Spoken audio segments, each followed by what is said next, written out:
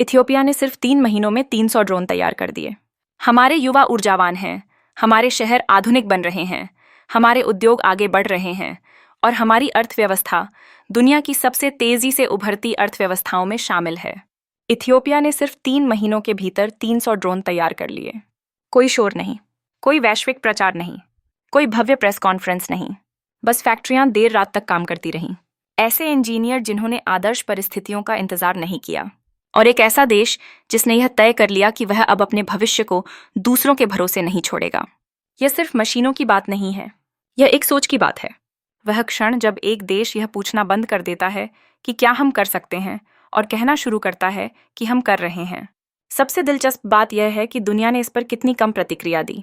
मानो इस उपलब्धि को ज्यादा जोर से स्वीकार करना किसी अनकहे नियम को तोड़ देगा कि कौन नवाचार कर सकता है और किससे सिर्फ अनुसरण करने की उम्मीद की जाती है।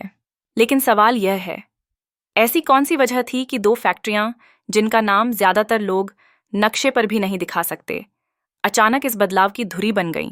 इसे समझने के लिए हमें फैक्ट्रियों के भीतर जाना होगा। संख्याओं से नहीं, सुर्खियों से नहीं, बल्कि उस माहौल से। कभी कभी एक कमरा किसी कहानी को बोलने से पहले ही बयान कर देता है। जब आप एक फैक्ट्री में कदम रखते हैं तो यह किसी पारंपरिक कार्यशाला जैसा महसूस नहीं होता। यहाँ किसी विकासशील देश की झिझक नहीं दिखती। इसके बजाय हवा में एक शांत दबाव है। वही दबाव जो उन जगहों पर होता है जहां लोगों को पता होता है कि कुछ महत्वपूर्ण घट रहा है, भले ही दुनिया ने अभी ध्यान न दिया हो। इंजीनियर तेजी में नहीं हैं, लापरवाह नहीं हैं, वे उद्देश्यपूर्ण हैं। जैसे ऐसे लोग जिन्हें आखिरकार वह बनाने का मौका मिल गया हो जिसकी उन्होंने वर्षों तक कल्पना की थी। एक मेज पर कोई मार्गदर्शन प्रणाली को कैलिब्रेट कर रहा है, दूसरी ओर 2 तकनीशियन तारों के जोड़ पर बहस कर रहे हैं। भावनात्मक नहीं, बल्कि जिम्मेदारी के साथ, क्योंकि यहां गलती की गुंजाइश नहीं है। पास ही एक ड्रोन का पंख रखा है, चिकना, धारदार, इलेक्ट्रॉनिक्स के जुड़ने का इंतजार करता हुआ जो उसे दिशा देंगे। यहां उड़ान स्थिरता, बैटरी दबाव, नई सामग्री, सॉफ्टवेयर सुधारों पर चर्चा हो रही है। कोई नाटकीयता नहीं, कोई दिखावा नहीं, बस ऐसा काम जो किसी ऐसे देश का लगता है जो एक नई वास्तविकता की ओर बढ़ रहा है। कुछ किलोमीटर दूर दूसरी फैक्ट्री का माहौल अलग है। अगर पहली जगह चिंगारी जैसी है तो यह जगह नियंत्रण कक्ष जैसी महसूस होती है। यहाँ बड़े ढांचे लगे हैं, ऐसे जैसे किसी उन्नत प्रयोगशाला में होते हैं। ऐसे देश में जहां हाल तक निगरानी उपकरण आयात किए जाते थे, यह दृश्य चौंकाने वाला है। यहाँ बातचीत धीमी है, विश्लेषणात्मक है। लोग उपग्रह मानचित्र देख रहे हैं, उड़ान अवधि पर चर्चा कर रहे हैं, परीक्षण अभियानों के आंकड़ों का अध्ययन कर रहे हैं।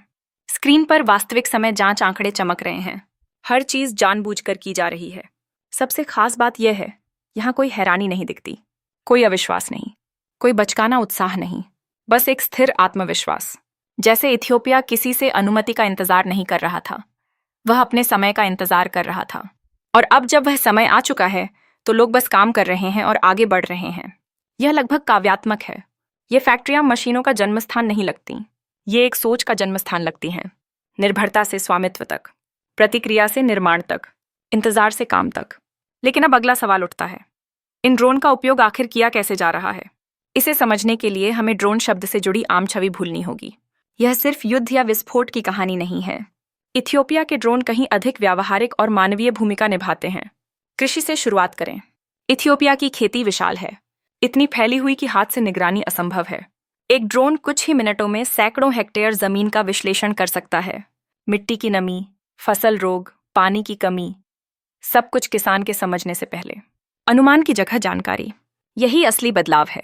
बुनियादी ढांचे की ओर बढ़ें। बड़े बांध, बिजली लाइनें, सौर संयंत्र, सड़कें। ड्रोन दरारें पहचानते हैं, तापमान बदलाव देखते हैं, ऐसी चीजें जो इंसानी आंख नहीं देख सकती। फिर आती है सीमा सुरक्षा। पहाड़, रेगिस्तान, दूरस्थ घाटियां। जहां पैदल गश्त धीमी और खतरनाक है, वहां ड्रोन तेज और सटीक हैं। कुछ स्थितियों में जहां कोई उम्मीद नहीं करता, कुछ ड्रोन हथियार भी ले जाते हैं। नाटकीय नहीं, नियंत्रित, अंतिम विकल्प के रूप में।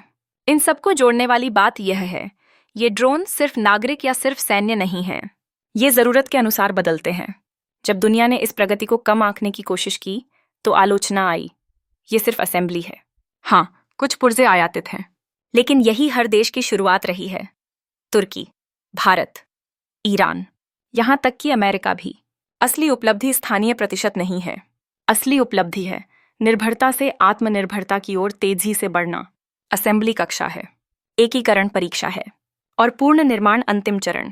इथियोपिया उसी रास्ते पर है जहां कभी हर उभरता तकनीकी राष्ट्र था।